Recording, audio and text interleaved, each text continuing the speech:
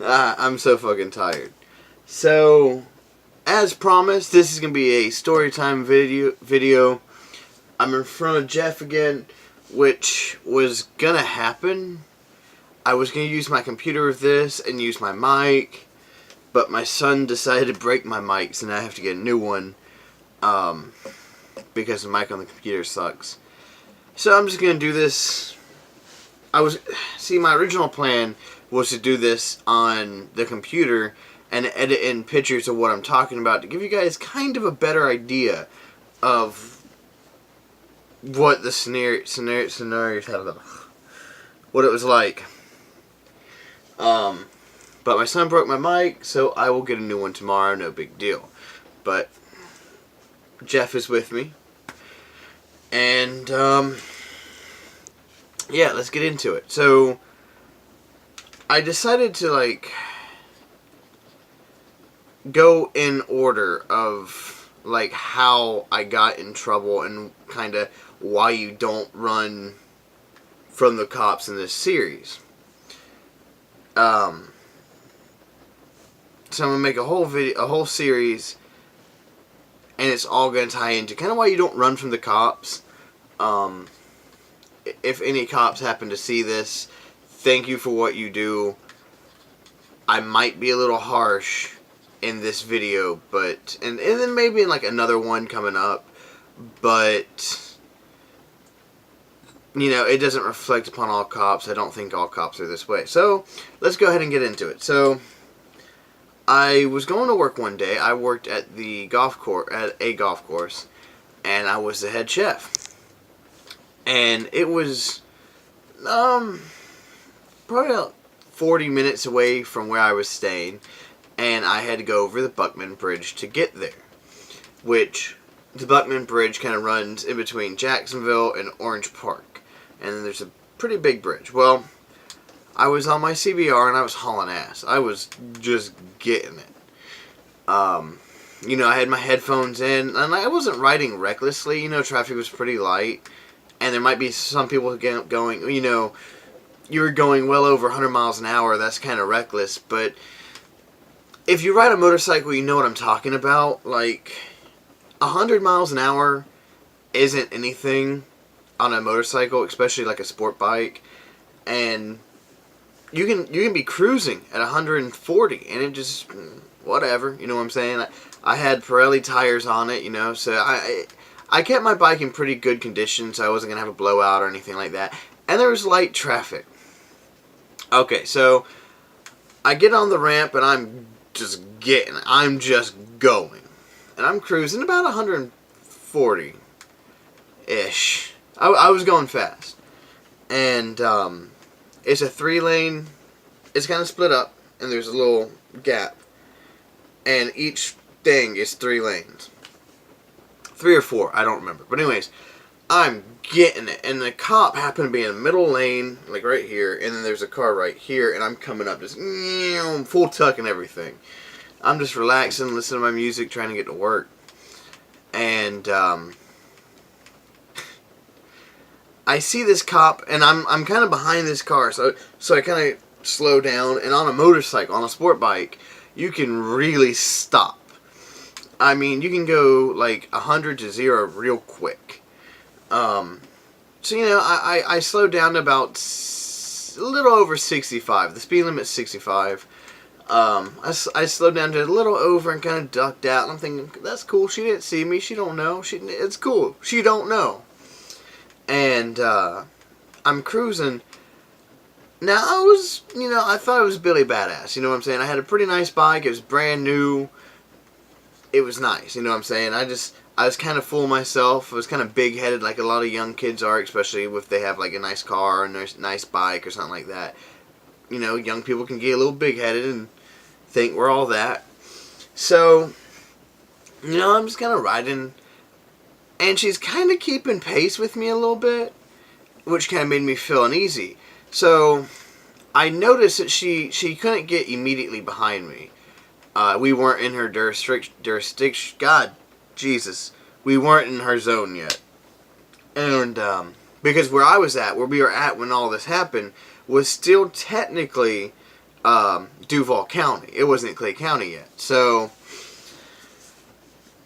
I didn't think she would run my plates in Duval. So I'm like, okay, I'm not worried about her. And from my understanding of the county lines, there's a bank on the second red light after you get off the interstate. So I said, okay, I'm going to, not really, you know what I'm saying, but I'm going to go and check my bank account before I go to work. And I don't know where Clay County and Duval meet right there, but anyways, she lights me up, and I'm like in my helmet and all that, and I didn't think she had my tag. I turned around, I'm like, and the light was red, and she lights me up, and I'm like, and I take off. And I mean, I lane split, cut through a busy ass intersection, and Orange Park, I was on Highway 17, and Orange Park is pretty busy, you know what I'm saying? So I'm hauling ass. I'm talking like 150-ish. We'll say 150, okay? I was 150.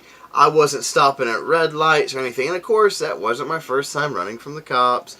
But, you know what I'm saying? Which I do not recommend running from the cops. That is stupid. I learned my lesson. So anyways, I'm running red lights, and I see multiple cops, and they're not coming after me or anything like that. And at one point, there's a semi-truck, right? Like right here. And I kind of saw a cop right here, so I kind of ducked off, thinking I'm smart, and thinking the semi-truck's hiding me. That did not work. So I get to work, and the job I had, we had a big-ass, like, shed that would hold all of our stuff for the weddings and stuff. Because we catered weddings, and they had like an arch and some chairs and stuff like that. And I said, hey, I'm gonna put my bike in the shed. And man, I put my helmet, my backpack, everything I was wearing, everything, including the bike, in the shed, closed it. And, I was still kind of, shaking, but I'm like, whatever, you know what I'm saying? It's cool. She didn't get my tag. Nah, it's cool, it's cool. I get a phone call. Mr. Blah, blah, blah, where are you? And I'm like, I'm at work. What's wrong? Is everything okay? And, she identified herself as a cop. And I'm like, is everything okay? What's wrong? Is everything okay? And, I'm freaking out. Like, at this point, I'm pretty sure I'm known I'm caught. Okay? But, like, I'm not really like I wasn't a bad kid, you know what I'm saying? And so I'm like, I have no record other than like this stuff right here. There's nothing. So I'm like, I'm gonna try and weasel my way out of this. So, I tell my boss what's happening. He goes, okay, well, I hope you don't go to jail. I'm like, don't say stuff like that. So anyways, the cops get there, and they take me out back onto the loading dock, and they're asking me all these questions. They're like, were you on your motorcycle today? And I'm like, no, because at the time I had a suspended license, so I wasn't even supposed to be on the thing. So I said, no, I was suspended license. I'm getting it fixed tomorrow. My brother brought me to work. Now, I had made phone calls. This shit was set up, okay? Like, I made phone calls and told everybody what was going down. And I'm like, look, you took me to work and all that bullshit. And my brother did not say what I told him to say, which really pisses me off. He said he dropped me off at the Publix. And I'm like, dude, why in the fuck would you say you dropped me off at Publix? And he's like, I don't know. I'm like, well, that's fucking stupid. You dropped me off in front of my job. But anyways, they talked to the cops. They talked to my brother and all that. And they're like, your stories aren't matching. I said, shit. And, I was like, no, my bike was stolen. Because motorcycles get stolen a lot. Alright, and I honestly, I was fixing to just like, they were fixing to leave. And later that night, I was going to go dump the fucker somewhere, you know what I'm saying? They didn't even say anything about the shed. Like, we are just like 8-10 feet away from all of this incriminating shit. And they didn't even ask about the shed or anything like that. So they're like, look, dude, we know, hold on. Hold up. What the hell's going on here? Oh, okay, whatever. Oh, I'm sorry. They didn't even say anything about the shed. Hold up. Okay, that's weird. They didn't even say anything about the shed. And, you know, they kept pressuring me. That's a common tactic with cops. They kept pressuring me. I'd never been in trouble or anything like that. And they were like, what, there was one motorcycle cop, another male cop, and her. And this bitch looked like fucking Tomb Raider, okay? Like, she was the most tacked out, fucking tactical ass cop I've ever seen. And they are just pressuring me and hammering me and shit like that. So finally I'm like, look, you know, it was me. Because they're like, you're just making it worse on yourself. And I wish I'd kept my mouth quiet. Because they didn't have anything on me. But, you know, I was a dumb kid. So I'm like, you know, it was me, the bike's in the shed. Oh, boy. Oh, man. They got me for filing a false police report, fleeing a lewd, reckless endangerment, reckless driving. They raped me. Went to Clay County Jail, which is a maximum security jail. And I was there, that my first time ever being in trouble, and they take me straight to jail, which, I mean, yeah. As soon as I said, you know, it was me, I didn't expect them to be like, oh, you know, just here's a ticket, show up in court. No. God, but they took me to court, they took me to jail, and I was in jail for like 8 hours and got out after first appearance. The funny thing is, and I'm not making this up, the funny thing is like the head of the police, like the chief or whatever, he was actually there with the general manager golfing. And he comes out to the cop car, and he's like, oh, good job, good job, good job. And I'm like, for what? She caught a dumbass kid who, like, was going a little fast on a fucking sport bike. You know what I'm saying? Like, it's not like she caught a murderer or anything. Yeah, good job, lady. But, like, uh-oh. That was weird. I don't know what just happened. But I'm going to end this video here because my camera's freaking out.